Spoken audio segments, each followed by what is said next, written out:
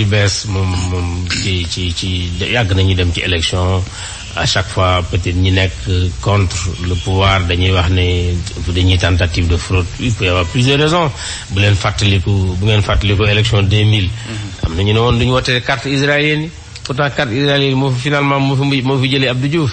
donc bi ñuy dem également élection bi la passé dégg ngeen coow li terewul malgré liñ ci coow le président Abdoulaye Wade bi ko réew mi soxlaatul ci réew mi ci bopp réew mi jëlee nañ ko fi te amul benn difficulté fii également li am solo c'est pas man peut-être danaa coordonner danaa impulser mais man jour vote bi sama carte rek laa mën a am mënuma wote ak beneen carte. donc direction générale des élections ak DAF ñooy direction yi nga xam ni ñooy ñii kii yor jumtuwaay yi pour ñu mën a organiser élection ay fonctionnaires chevronnés lañ. xam nañ seen liggéey nañ am na ci ñoo xam ne ba ñuy dalee liggéey man boobu sax politique intéressé wu moon ñu ngi ci élection yi ba néegéen te wax dëgg yàlla. ñu ngi koy def boobu xam ne bii ñëpp naaw nañ ci ñoo fi nekkoon ba ñuy wax carte israélienne yi. ñoo fi nekkoon également 2012 te lu mujjee benn bu nekk moo jénn alternance. donc vraiment loolu bon. ñun da nga koy dund sereinement vraiment ci nit ñi waxee di organiser élection tout ça là je comprends comme li ma. mais est-ce que du la pousser quelque part ci un défi personnel nga ne. dinaa organiser élection yoo xam ne. non c'est-à-dire que président de la République moo am prérogative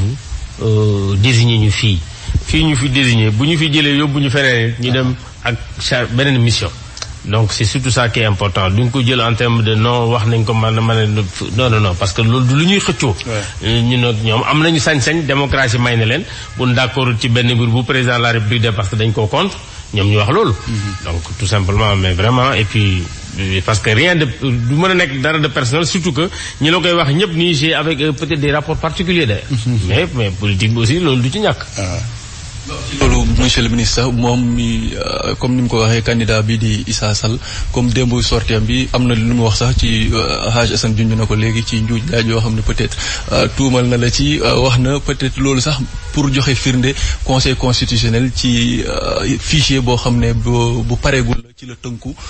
pour def saytu gi jëm ci wàllum signature yi ci parrainage yi si boobu exemple rek la joxe pour wane ne njuuj njaaj daanaka yéen a ngi koy waaj. la wax rek parce que xam nga il faut que nit ñi bañ a jaawale c'est-à-dire que lii ñuy def rawatina fii ci ministère bi day lu ñuy tënku ci yoon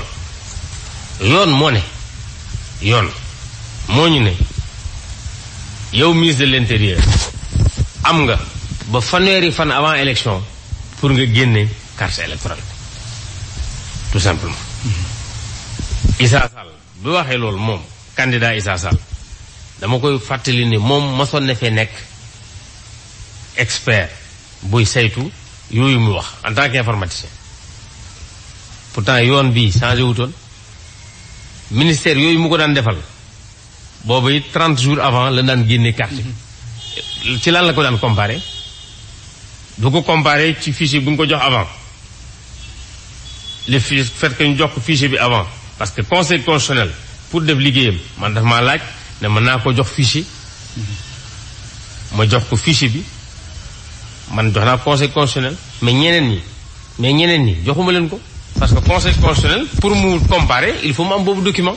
tout simplement mais bi nga xamee ni bi maintenant yoon nee na ma le 30 jours avant man le 23 bi may xëy ak sama bureau fekk na déjà ma signé sama arrêté ba numéroté ko le 24 laa ko génne parce que loolu la ma yoon may yoon def na ma rek waroo ko def le 25 waroo ko def le 26 au plus tard le 24 waaw. mais ñoom li njortal seen xel mooy fichier bi yow yaa ngi ko am nga nekk responsable APR ñu ne est-ce que APR jotuñ ci fichier bi ñoom def tranquillement leur parrainage alors que les autres ñoom dañu doon làmbatu rek. kon lan moo war a mën a justifier président Macky Sall ñu rejetel ko 4080 parrain. actuellement bi ñu defee contrôle parrainage bi dafa mel ni résultat yi nga xam ne moom la conseil constitutionnel génn moom Issa Sall mu yorutoon fichier bi kon moom nu mu fexe ba jiitul Macky Sall ci parrainage bi yaakaar naa moo jiitu su ma juumut ci chiffres yi président Macky Sall topp ci je pense que candidat Sonko topp ci suñ basé wu ci li nga xam ne li kenn ku nekk déposé nga ak li la rejeté donc su fekkoon ne président Macky Sall peut-être moo ko jiitu woon maanaam sax dina wax loolu moo xam yéen maanaam président Macky Sall am na 4080 parrains qui ont été rejetés ñoom ñi ci des ils ont moins moom candidat Issa Sall waaw donc mën nga assurer ni que fichier bu baax nga fa joxe c'est le même fichier. même fichier boo ko jàllaloo de toute façon. c'est-à-dire bu fekkee ne baax na ak baaxul. fichier bi moom ci la jàll ñi ngi ci téye ci la leen téye. am na ñu ne dafa am yeneen fichier xëy na ñu ngi ci ruqu ministère wala feneen. waaw loolu it dégg naa ko mais xam nga loolu aussi ba ma ko dalee dégg ba dégg ni dama ne ku ci am fichier électoral. bu wutee bi nga jàpp ne am nañ ko génne ko booba li kenn génneegul fichier électoral. fichier électoral bi benn la arrêté nañ carte électorale bi depuis le 24 donc le 24 dara ba néegi ni mënutu ci yokk fii ak ñu dem élection ba weesu élection. li am solo mooy yoon nee na ma normalement fichier bi war naa ko jox les candidats au plus tard 15 jours. mooy maanaam le 8. mais déjà bu neexee yàlla balay dimanche au plus tard danañ joxe fichier bi muy le 3 aux 5 candidats yi nga xam ne yi dañuy dem ci jomante gi. mënoon nañ xaar ba le 8. mais bu neexee yàlla dimanche bu ñuy démarrer campagne. kenn ku nekk ñoom da nga démarrer le fichier électoral. très bien. monsieur le ministre ci loolu tamit gis dégg nañu ay yenn candidats recalés yoo xam ne peut-être wax nañ ni le fait que ñu changer carte électorale bi ñenn ñi fu ñu doon voté tuñ fa ak loolu mu am problème surtout ci électeurs yi ñu naan électeur diw ak diw am na ay erreur yooyu yëpp est-ce que bàyyi ngeen ci xel ba andi ci correction yi ci war wala loolu ay wax la rek. non loolu dama yaakaar ne dafa am ñuy jéem a expliquer rek seen erreur. mais xam nga expliquer erreur bi ça ne veut pas forcément dire que li ngay joxe explication day jàll. mën naa leen woon fii kayit changement carte électorale d'abord du lu bees amul élection bu amul changement carte électorale. xam nga laa mooy changement carte électorale mooy bu ñuy dem élection nit ñi dañuy bindu mais souvent laata ñuy bindu. préfet yi dañuy waxtaan wala sous-préfet yi waxtaan ak autorité politique yi autorité politique des fois am ñu bind ne dañoo bëgg bureau de vote am béréb sàngam mais ñooñu ñuy bindal bureau de vote du ñàkk daanañ wote feneen tey jii nii yoon may na dëkk bu ci am nombre d'électeurs même peut-être 100 200 nga demander bureau de vote bees. donc bu fekkente ne tey jii nii da nga daan jógee distance 10-15 kilomètres xam nga nit ñi souvent dañuy wax rek bu ñuy am image de Dakar la ñuy am mais bari na fi tey ñun ñi nga xam ne dañuy dëkk ci àll bi gis suñuy militants yoo xam ne dañuy voté yi des fois 15 kilomètres 20 kilomètres mais ñooñu à chaque fois ñuy bindu ñoom dañuy demander bureau de vote. bu ñu fekkente ne seen nombre yokk na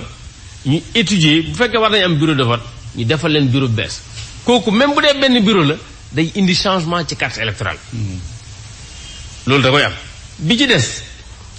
nit ñi sax mën nañu bañ a demander mais ñu remarqué ci fichier bi que ne bari na ñoo xam ne ñi ngi jógee benn bërëb di voter ci beneen bërëb bu gën a sori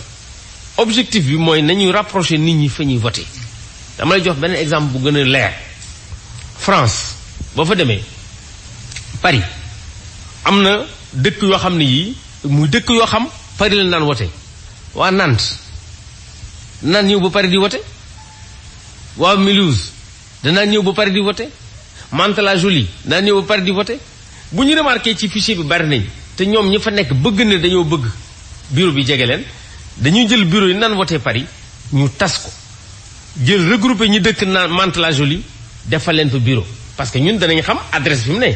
yëkkati ñi nga xam ne Nantes lañ jógee defal leen bureau Nantes loolu bu ñëwee changé woo région changé woo pays waaye changé nga bureau de vote ndax indi na bureau bu la gën a jege comme ni nga mën a jógee yow fii dox sa école bi sa wetu ginnaaw kër nga wote mais ñoom aussi ne leen may possibilité boobu donc loolu rek mooy waral des fois léeg-léeg sax nga gis ci bureau de vote parce que bariwul nit ñu bindi ko mu nekk ci mii réew ñu inscrire ko ci beneen réew donc loolu aussi parce que ba ñu bëgg sénégalais bu ne voté mais bu fekkente ne ñi nekk ci beneen réew bi dem nañ ba bari c'est-à-dire bu ñu matee ñaari téeméer mën na leen ubbil bureau de vote donc loolu mooy waral changement yi ci am mais lii ëpp fii ci biir Sénégal su amee rek souvent c'est parce que am na ñoo xam ne ñii sori woon nañ bureau de vote wutal na leen bureau boo xam ne bii day mu gën a jege ñaari façon nag moo ci am dafay am wutin boo xam ne bii bu ñu ko créé mën na fexe mën na tax ñu changer carte électeur yi am na yoo xam ne yii duñ ci changer carte électeur par exemple bu ñu jëlee ñi nga xam ne ñi peut-être changé nañ bureau de vote yépp boo ko xoolee 53 000 et quelques personnes le touché sur un fichier de 6 millions 600 et quelques mille. juróom junni ak ñett la ci touché. ci fichier boo xam ne dem na juróom benn million ak presque juróom-ñaari téeméer. donc loolu mooy incidence bi ñuy wax nii am na ci léeg-léeg ñu changé sax carte bi parce que doon nga def sa carte électeur defoon nañ ci ne yaa ngi voté école sangam intempérie jaar fa école ba daanu loolu bu fekkee mën nañ toxal ci wetu école bi dañuy toxal juste implantation bi tax ñu changé carte yi. très bien voilà. Monsieur le ministre fan yi am na ñu ne am na ndaje mu dox sa digg ak ay intérieur ku nekk ni nga koy